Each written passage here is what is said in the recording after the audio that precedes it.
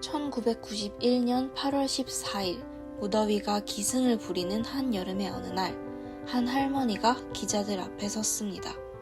일본군 위안부 피해자인 고 김학수님이십니다. 고 김학수님은 이날 기자회견을 통해 위안부 생존자 중 최초로 피해 사실을 공개 증언했습니다. 증언 이후 전국의 생존자들이 잇따라 피해 사실을 알렸고, 일본군 위안부 문제가 인권 문제로서 국제사회에 알려지게 되었습니다. 일본군 위안부 문제를 국내외에 알리고 피해자를 기리기 위해 처음으로 그 피해 사실을 증언한 날인 8월 14일을 일본군 위안부 피해자 기림의 날로 국가 기념일로 제정하였으며, 피해 역사를 잊지 않고 피해자들의 명예 회복을 위한 다양한 노력이 아직까지도 이어지고 있습니다. 1991년 8월 14일 고 김학수 운동가님은 기자회견을 통해 일본군 위안부 피해자 최초로 피해 사실을 공개 증언하고 일본 정부를 상대로 한 보상 청구 소송을 제기하였습니다. 그때 일을 생각을 안 해야죠. 생각을 하면 어려갖고 정말 기가 막혀요. 그 어마어마한 군인들이 달라들고 강제로 달라들지는 정말 기가 막혀. 아주 입사를 깨물고 도망을 가려고 뿌리치고 도망을 나오다가 국제비서 끌어가면 당하면서도 어떻게 기가 막히고 가슴 아프고 말이야. 나 그때 생각을 안 해야지 하면은 내 이 마음이 아주 그냥 더 어떻게 할지를 모르겠어요. 그냥 그 생각을 하면.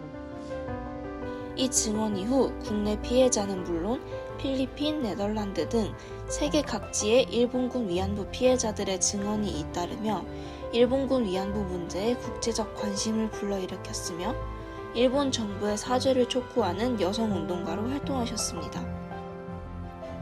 이용수 운동가님은 2007년 미국 하원에서 다른 피해자 2분과 함께 개인 자격으로 증언하여 일본군 위안부 문제가 강제적 인권유린임을 공식 비판하는 결의안이 통과되도록 하셨습니다.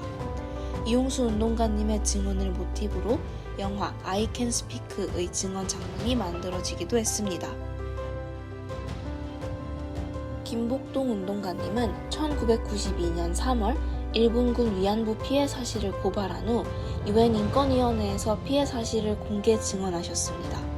이후 미국, 일본, 유럽 등에서 피해 사실을 증언하고 2000년 일본군 성노예 전범 여성국제법정의 원고로 참여해 실상을 문서로 증언하는 등 일본군 위안부 문제에 대한 국제적 관심을 촉구하는 인권운동가로 활동하셨습니다. 여기 온 동네를 휘저으며 무려 8,000건에 달하는 민원을 넣어 도깨비 할매라고 불리는 옥분 할머니가 있습니다. 공무원들은 할머니만 보였다 하면 외면하기 바쁜데요. 새로 부임한 원칙주의 9급 공무원 박주임은 할머니에게 원칙대로 하자며 당당하게 맞섭니다. 박주임과의 민원 전쟁 중인 옥분 할머니는 민원만큼이나 영어에 진심입니다. 아무리 열심히 공부해도 영어가 좀처럼 늘지 않아 고민이던 옥분 할머니.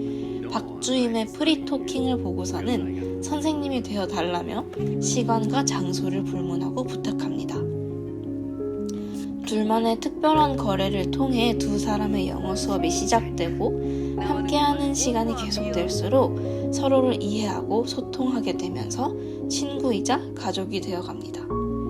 허물어지는 마음의 벽을 외면하면서 할머니를 밀어내려고만 하던 박주임.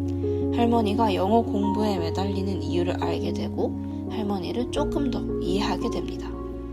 그와 동시에 친구 정심을 대신해 LA로 건너가 여태까지 열심히 공부해왔던 영어로 일본군 위안부 피해자 증언을 하기로 한 옥분 할머니. 증언하겠냐고 묻는 의장에게 대답합니다.